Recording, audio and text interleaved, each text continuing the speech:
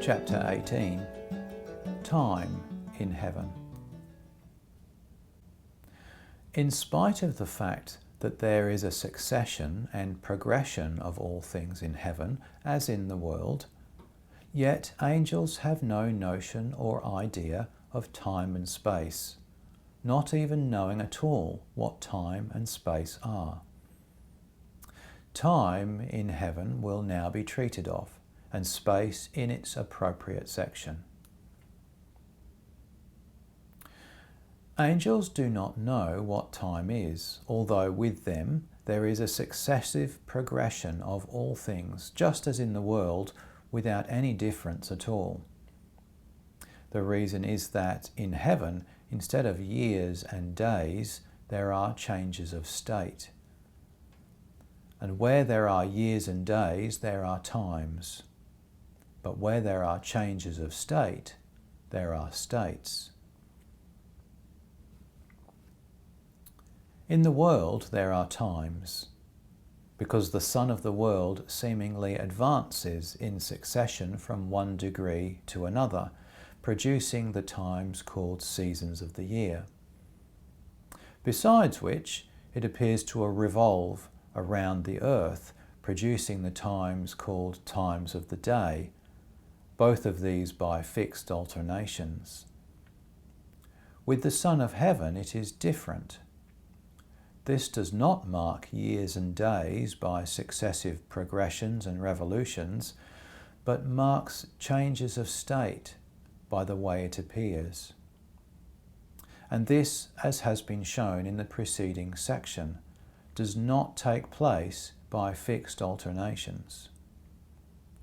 Consequently, no idea of time is possible to angels, but in its place they have an idea of state. What state is may be seen above. As angels have no idea derived from time, such as men in the world have, so neither do they have any idea about time and the things pertaining to it. They do not even know what is meant by the terms of time, such as year, month, week, day, hour, today, tomorrow, yesterday. When angels hear these terms used by man, for angels are always associated with man by the Lord, in place of them they perceive states and the things pertaining thereto. Thus a man's natural idea is turned into a spiritual idea with angels. This is why times in the word signify states, and the terms of time, as enumerated above, signify corresponding spiritual things. The same is true of all things that exist from time, as the 4 seasons of the year, called spring, summer, autumn, and winter. The 4 periods of the day, called morning, noon, evening, and night. The 4 ages of man, called infancy, youth, manhood, and old age, and all other things which either come into existence from time or have a succession in accordance with time. In thinking of these, a man thinks from time, but an angel from state. In consequence, what is in them from time with a man is, with angels, turned into an idea of state. Spring and morning are turned into an idea of the state of love and wisdom, such as they are in their first state with angels. Summer and noon are turned into an idea of love and wisdom, such as they are in their second state. Autumn and evening, such as they are in their third state. Night and winter into an idea of such a state as exists in hell. This is why these states have a like significance in the word. This makes clear how natural things in the thought of man become spiritual with the angels who are with man. Since angels have no notion of time, so they have an idea of eternity different from that which men on earth have. By eternity, angels perceive infinite state, not infinite time. Once I was thinking about eternity and was able, with the idea of time, to perceive what to eternity means, namely without end, but not what from eternity means, thus not what God did from eternity before creation.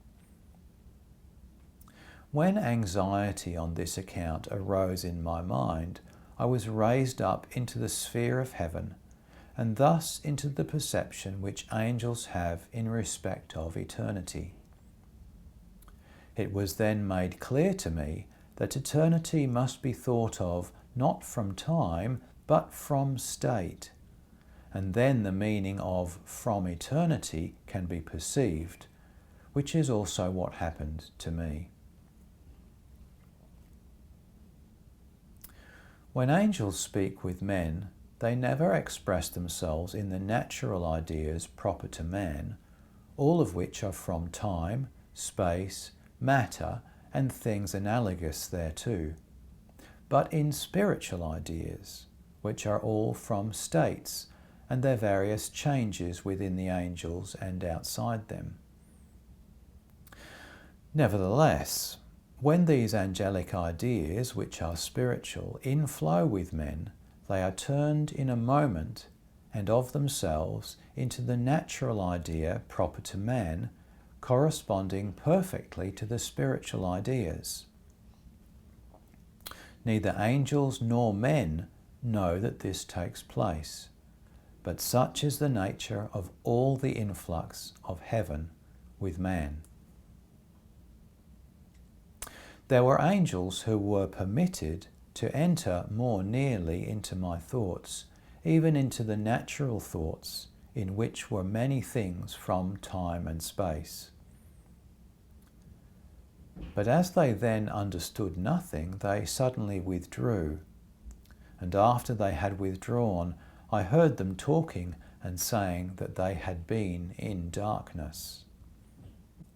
It has been granted me to know by experience how ignorant the angels are about time.